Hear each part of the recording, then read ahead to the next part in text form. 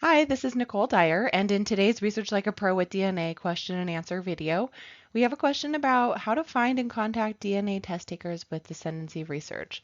And this actually is from our monthly tip in the office hours session recently for Research Like a Pro with DNA. And we talked about research logs and how often that includes contacting people that are relevant to our DNA research project and how we can log those contacts so that we remember what was said. We have all of the information in one place, and we're more readily able to act upon the information we receive back from our contacts.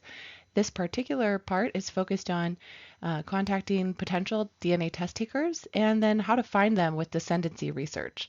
So I go through several steps for descendancy research to locate living test takers that might provide DNA for your research project. And um, as always, it's can be challenging to reach out to people that we don't know, and each person that you contact may have a different reaction. They may not be interested, and they may want to have their privacy respected.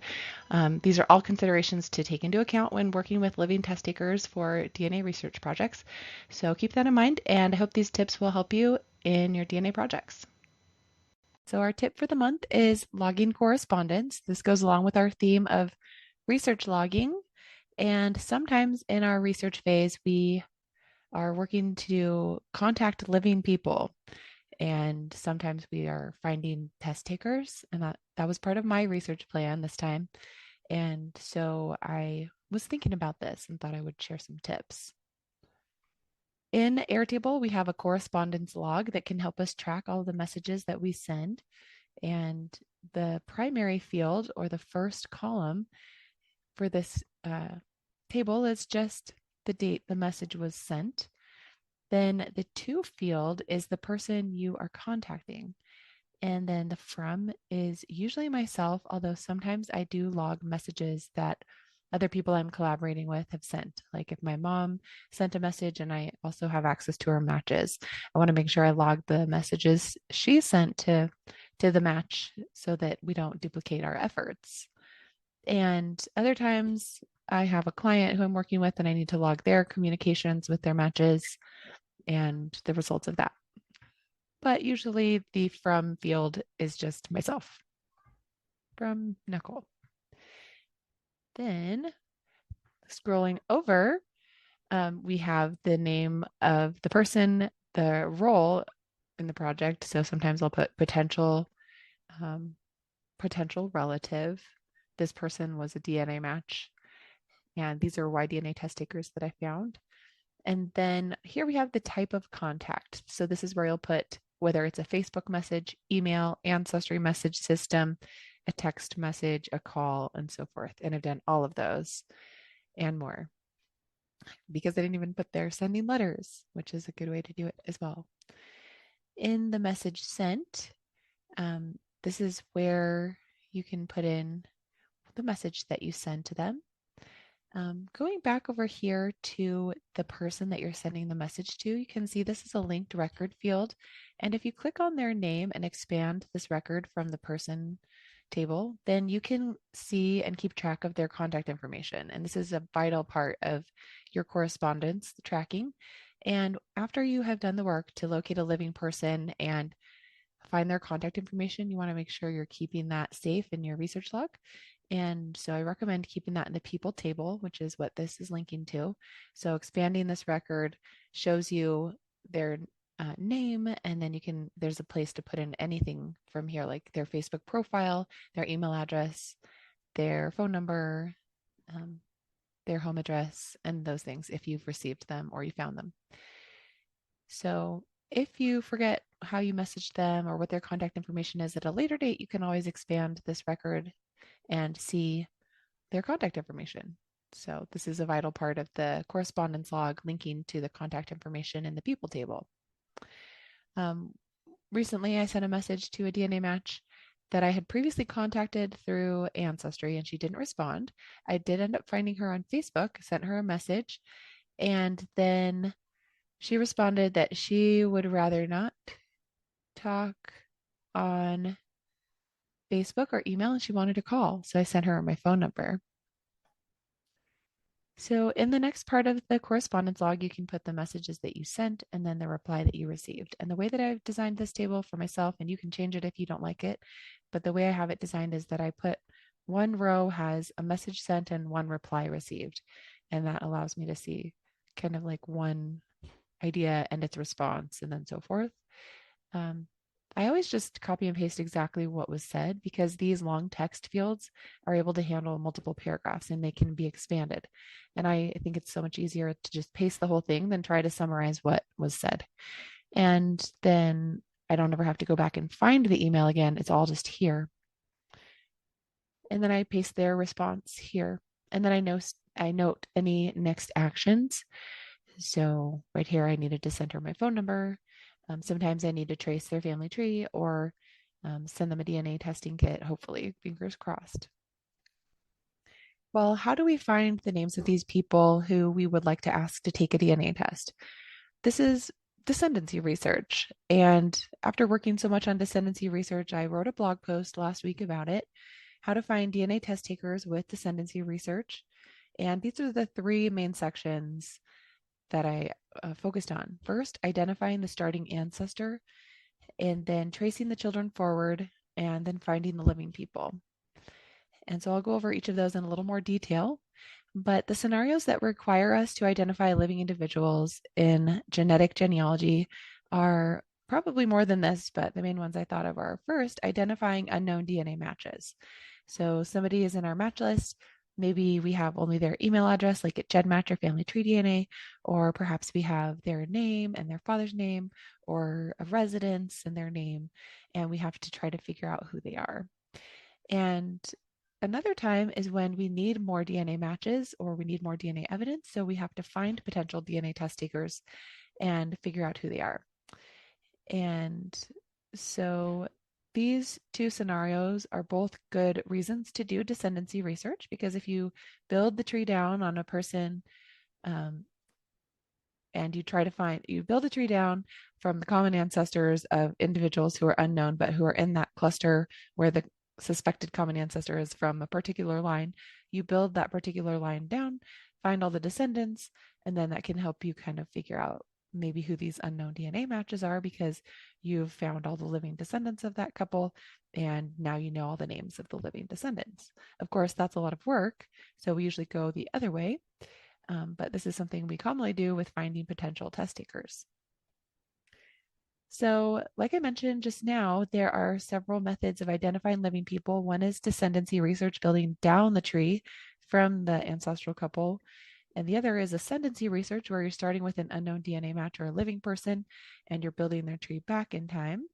And then sometimes you'll do both and you'll do a combination. So maybe you'll build somebody's tree back a few generations and then you'll do some descendancy research and then you'll be able to connect up those two lines. All right, so the steps for descendancy research are to identify the starting ancestor. And this might seem obvious, but it's important to fully document the biographical details and the residences and the relationships of our ancestral couple that we're starting with. And if you don't do this, then you may have some issues like people with the same name, or maybe you are tracing a child that wasn't actually their child. And so you're going to find a DNA test taker who's actually the child of a different family. So it's really important to get this right and make sure there's evidence linking the children you're tracing to their parents. And the further back in time we get, the more challenging this can be. For example, I was doing this for James Dyer, who was born in 1804, who lived in Granger County, Tennessee. And basically, he was on the 1850 census. He was 46 years old that year, living in the 8th Civil District with his wife, who had an unusual name, Betty with a D. And another time it was listed as Biddy. We think maybe it's short for obedience. And they had several children. In 1860, the couple, James and Betty, were older. James was 57, same district. In the 1870 census, he had a new wife, Mary, so I did find a marriage record for him to be married.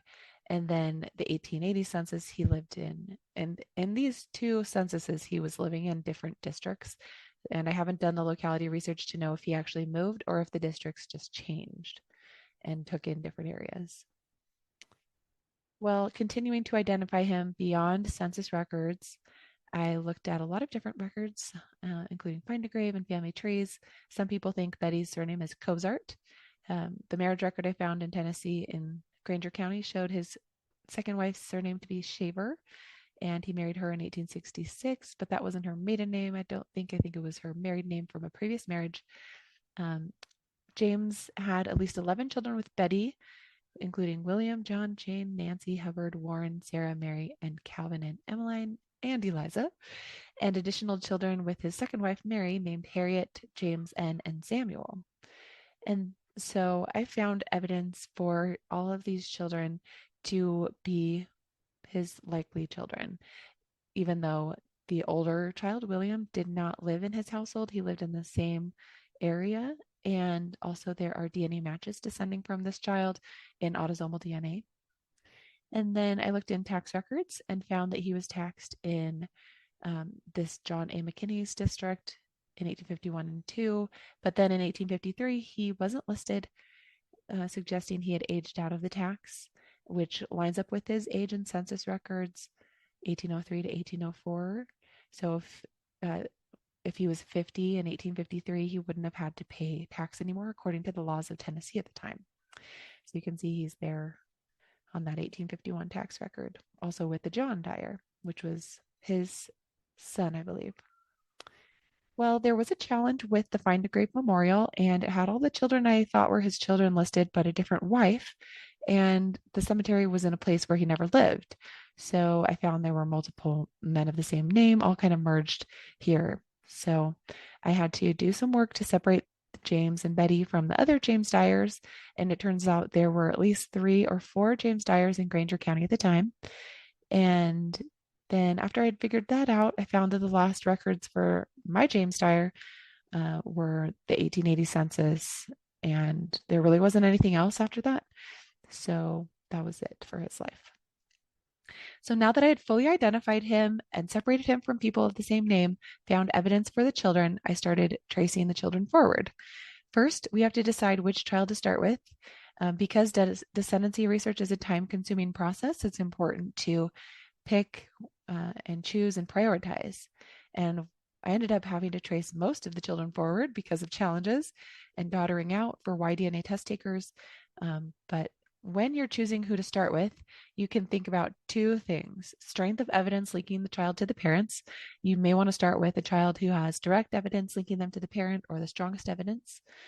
In my case, I maybe wouldn't start with William just because he was not ever living in the household of his inferred father, but he was living in the same district. And then also, I consider age because younger children of the family, especially in a large family, may lead to more recent descendants, and you don't have as many generations to research till you find someone who's living. And so I did start with a younger son of James. And part of the reason is that this younger son was on the 1880 census where it listed Calvin, the son, as a child of James. And then to trace those children forward, I prefer to use an ancestry tree because I like to utilize their large databases of records, their hints, census records, and they have wonderful newspapers.com obituaries and story collections that are really helpful for tracing people forward in time.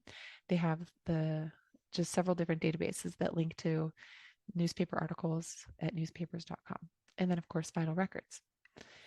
This is just an example of an obituary that, and I looked at so many obituaries in this process. This one actually was disappointing because it didn't say that he had a surviving son because I was tracing forward for Y-DNA test takers, but he did actually have a son who had a son, but that son had already passed away at this time, so he wasn't listed as a survivor, and it didn't list those who had preceded him in death. But usually, this can be a helpful way, and we have to remember that obituaries aren't the only source to look at. We need to expand beyond that, even if it seems like there isn't a son. All right, so key records for tracing people forward in time are the census records, vital records, obituaries, find a grave memorials, and public record databases. And this is most of what I used in this project. Now, when you get toward the present day, after 1950, public records databases are extremely useful, and these are special databases available at Ancestry. And the three that I used are these indexed to public records, and there's volume 1 and volume 2 that go from 1950 to 1993, and then the other one goes from 1994 to 2019, so it can get very recent. And I looked up myself in there and was actually pretty surprised with how much information was available about me in public records, and most of it was accurate. A little scary, but it is, from what I could tell, it's only available to Ancestry subscribers, so it's maybe not as public as anything on Google might be. Well, it was very helpful for my research for this descendancy research. The information will often include a birth date. Sometimes it's just the year, other times it'll be the month and the year, and you can correlate that with like 1940 and 1950 census birth years. And then, of course, it has these addresses and places people lived, and that's because it draws upon public texts and property records and other public records. And this really helps locate these people that we're looking for and trying to find where they live and trying to contact them. So we could send letters to these addresses, if we're really desperate. I prefer to not send a bunch of letters to all the addresses here until I've figured out where they're currently residing. And I try to contact them by email or by Facebook first. But sometimes sending a letter is much better. Then after finding them in these public record databases, I go over to the People Finder websites, and there's a lot. The one that I use the most right now is True People Search, and that's what this screenshot is right here. And this is for my grandfather who passed away in 2015, and it actually has that information. It has his death index record. It has his last address of Springville, Utah, and his old phone number. It has some other names for him, which aren't right. Like one of them is wrong and the other one's right. And the address is correct. And so this is a really useful. And as you scroll down, there's more information about previous addresses and relatives. And the relatives feature is very helpful.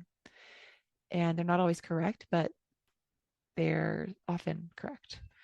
And other websites you can try using are White Pages, Been Verified, Spokeo, social media, of course.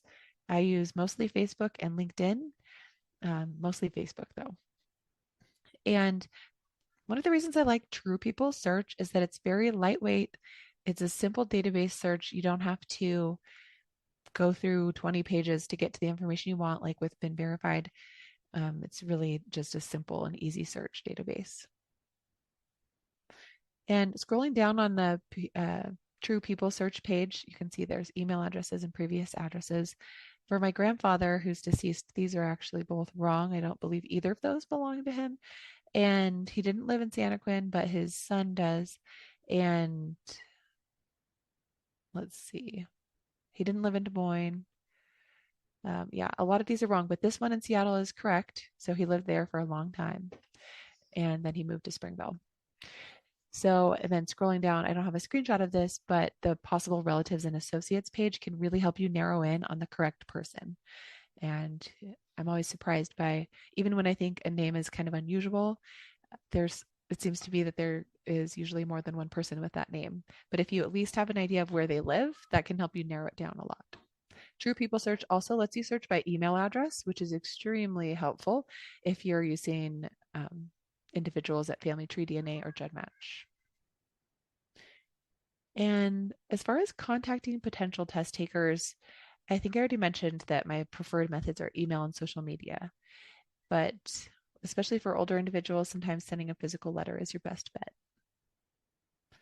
So the takeaways from this tip about descendancy research, this is a powerful tool for us.